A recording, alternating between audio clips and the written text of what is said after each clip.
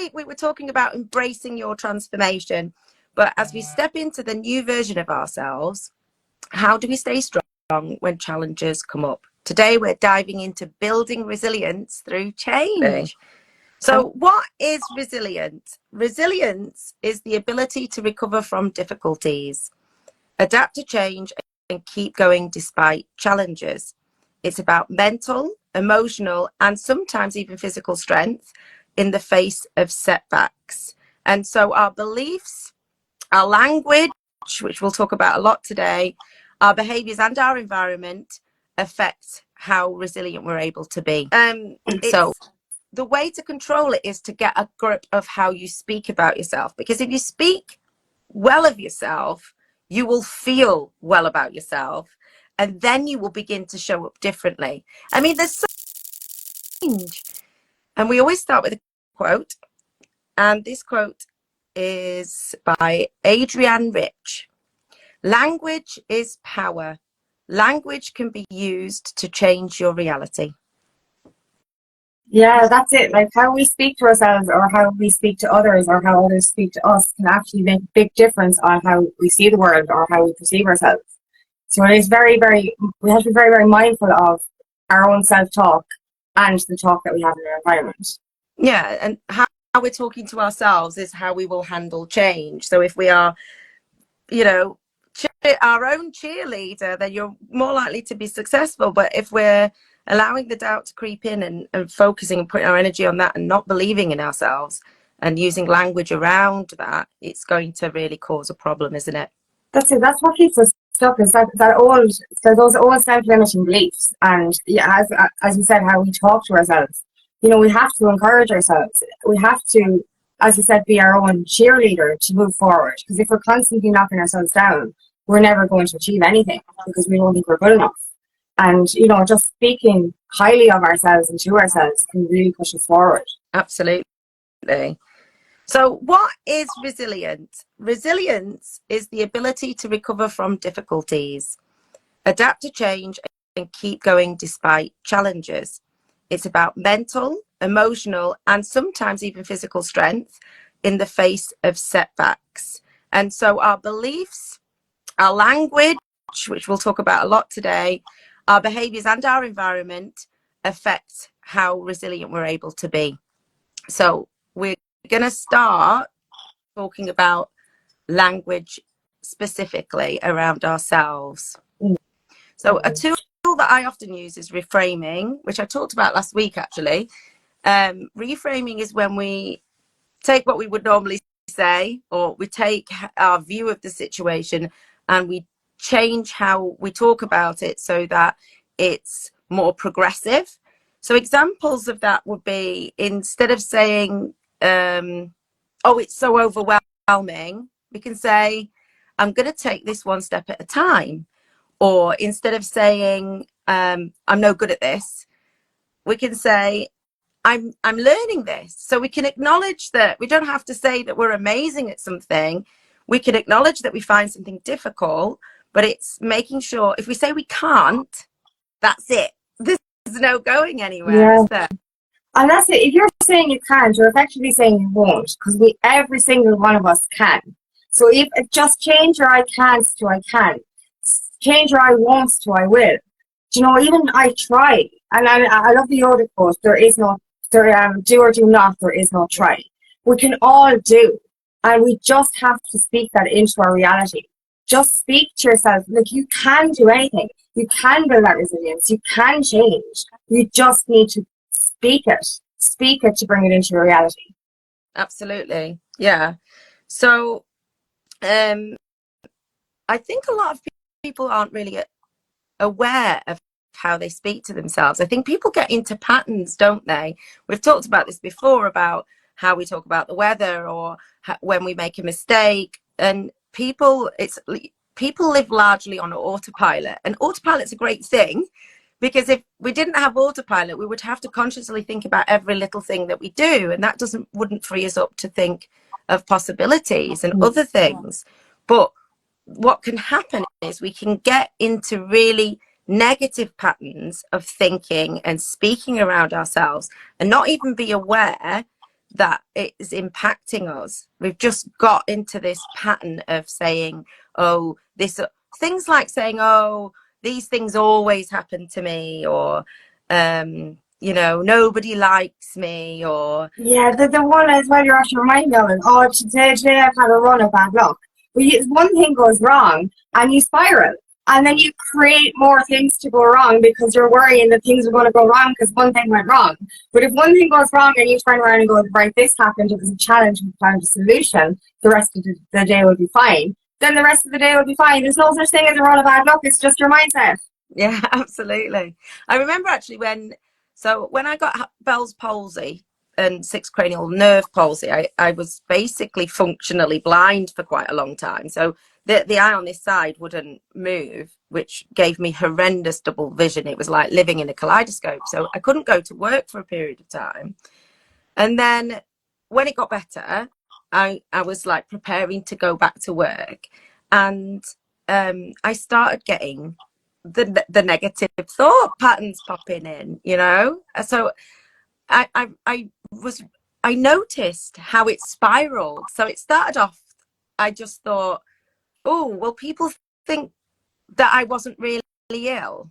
And then I was like, and if they think that, are they going to behave differently with me, or am I still gonna? And then it just carried on. And it's when Yeah, we talk about this a lot, don't we? It's like what you're giving energy to. But what we mean by energy to it is like attention. So where attention goes, energy flows. So often you'll notice a thought and then you'll expand on it, and then it will give you another thought and you'll go, oh, that's even worse. And yeah. then And that, you'll expand on that, and then so what you're doing is you're giving the attention, you're giving your energy to the worst case scenario, the catastrophizing, the negative. And it can start off as quite quite mild thought initially, but because you are thinking about it deeply, it just comes out as this massive tangle of mind map thing with a million bad thoughts and a million different avenues to give more attention to, that's going to make you feel bad and like you can't do something, or that like something terrible is going to happen. Yeah. yeah, and that's it. It's a spiral. Like it can be detrimental if you go past the first one into the second one. It just keeps going and going and going. You have to learn to catch yourself with the first bad thought. You know, and I've done that myself lately. Like something like which I'm like, no, I did that. No, no, that's a false belief. That's a false belief. And but other times I wouldn't have been quick enough, and the false belief would spiral, and everything would be like all the bad things all together. And I'm like, no. So this time now, catch yourself on the first one and actually understand. Ask yourself, is this true, or is this a fear that's based on a past scenario? Because that's the thing with me lately. Is like, you know, it'll be a fear based on a past experience, and that past experience isn't repeating itself. But I'm going to make it repeat itself if I concentrate on this past fear. And I have to stop myself and go, no, this is based on false reality. That reality doesn't exist anymore. And, you know, catch it head on, or you end up going down a massive rabbit hole.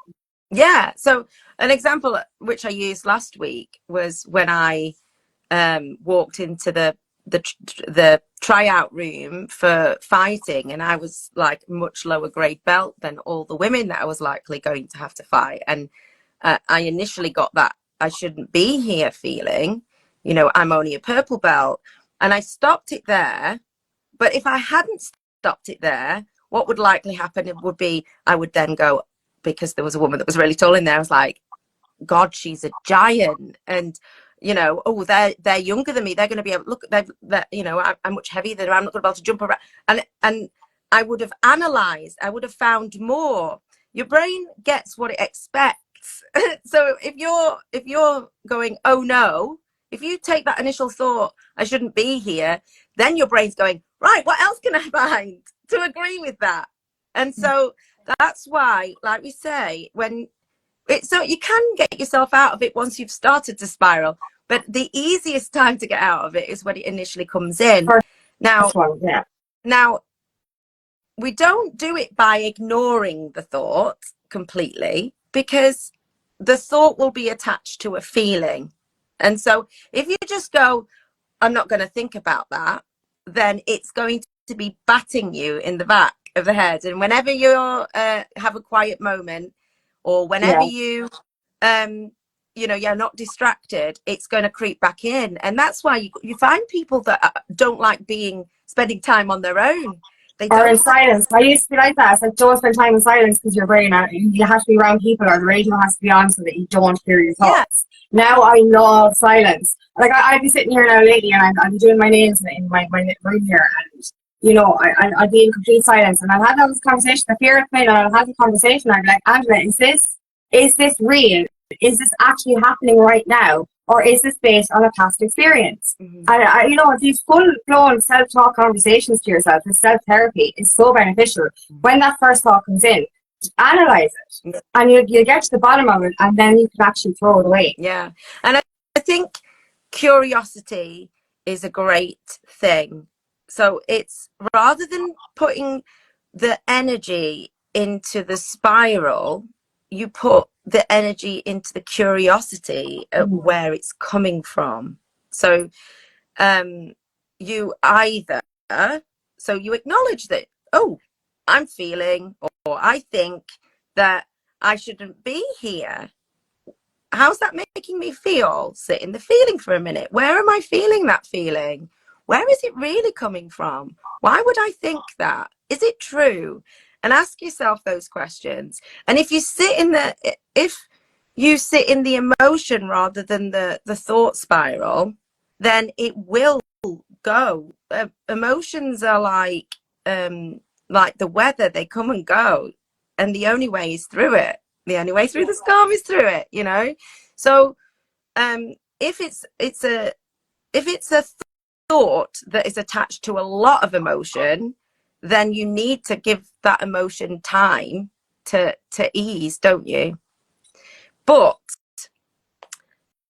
you can, if it's not like, if it's just you caught the first one and you're like, so, oh, I don't belong here. What I did was go, do I belong here though? Yes, I've got a medal. I've been in the Great Britain martial arts team before, blah, blah, blah.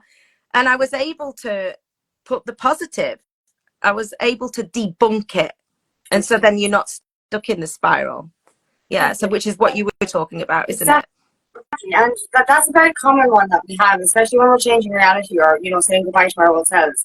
It's like, do I belong in this new reality? Do I deserve to be here? And it all stems back down to our childhood experiences and feeling like we don't fit in, or afraid to be seen, or feeling a fear of rejection.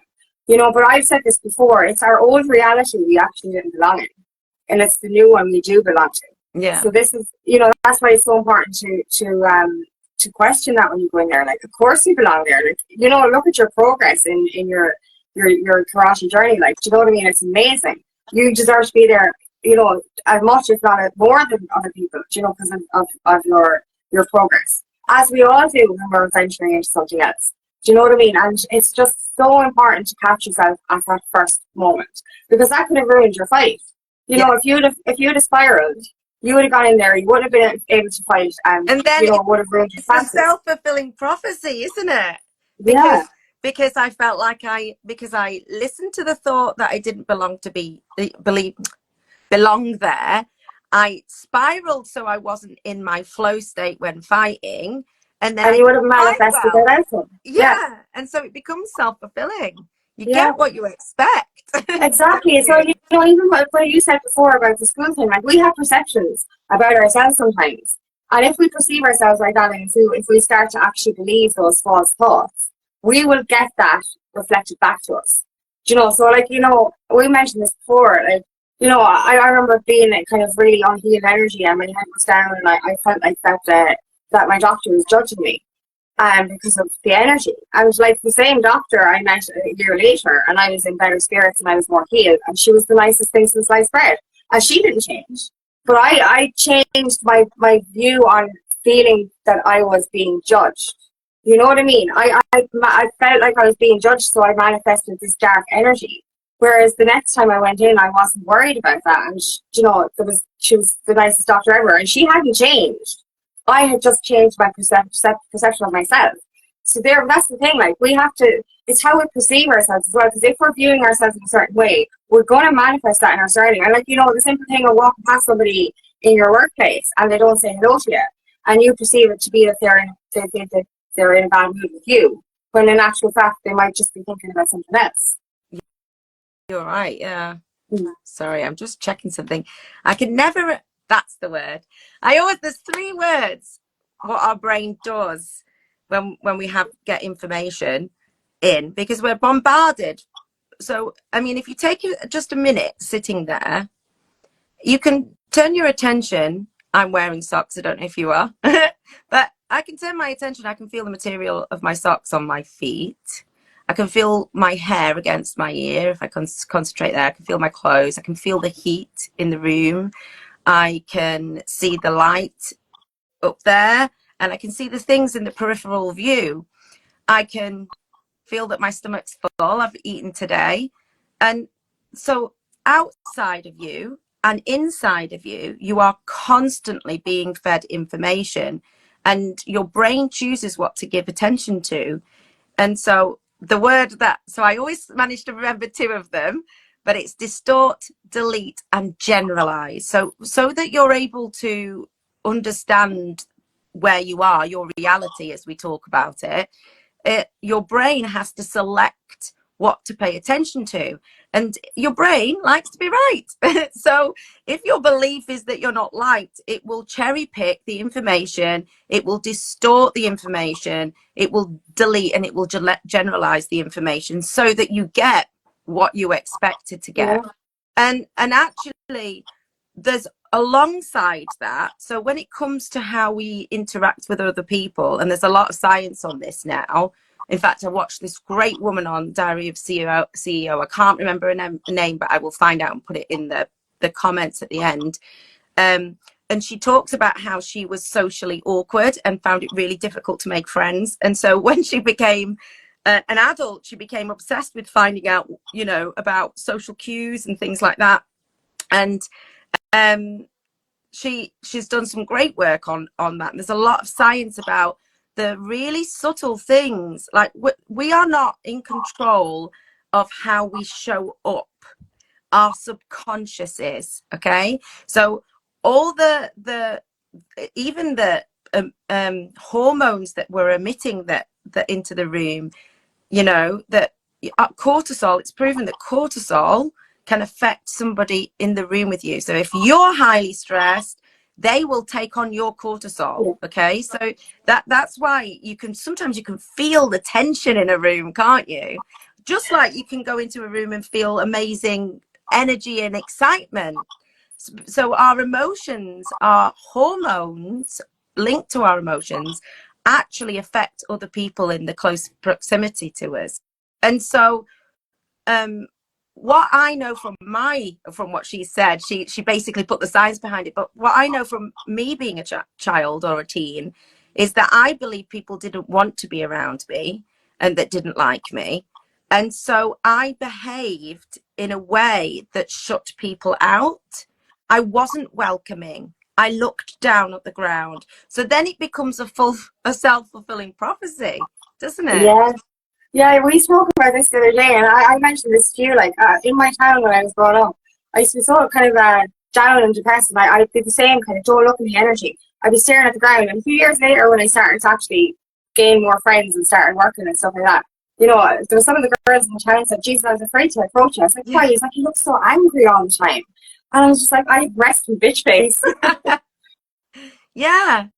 And just like today, actually, I was stood in the doorway. I had one hand on my hip and I had one arm raised like that. So it was a really open pose.